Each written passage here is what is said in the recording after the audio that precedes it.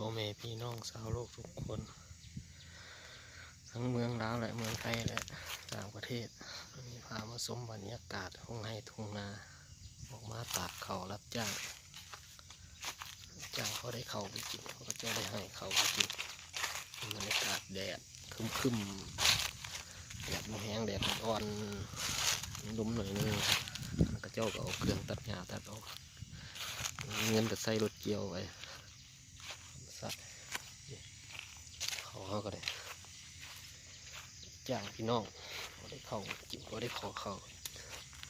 มาจิบบรรยากาศอันนี้ก็น่าอีกฟังอันนี้ก็เดี๋ยวพี่น้องบรรยากาศ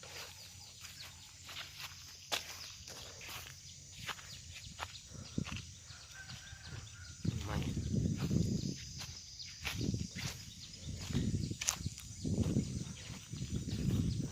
เต่า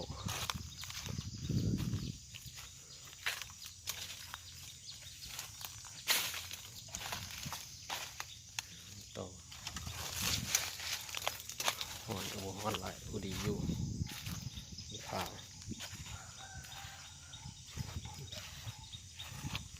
ควายมีกัด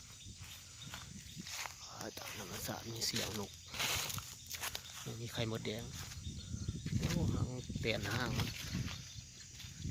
เปลี่ยนห้างพี่น้องเห็นบ่เสียบสัตว์ไงนะกล้องลองถ่ายคลิปคุยถ่ายคลิปเนี่ย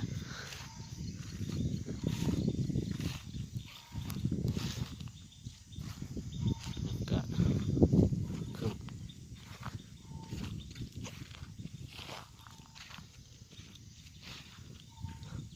แต่ครับบ้านคนให้เถียงนาให้ก็ยังว่าเถียงนาคือว่าบ้านคน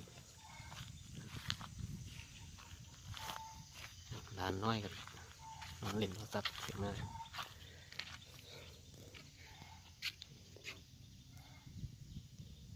บ่อน้ำสางอากาศ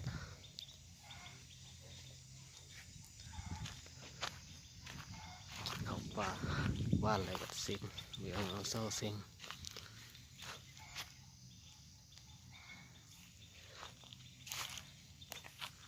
คาน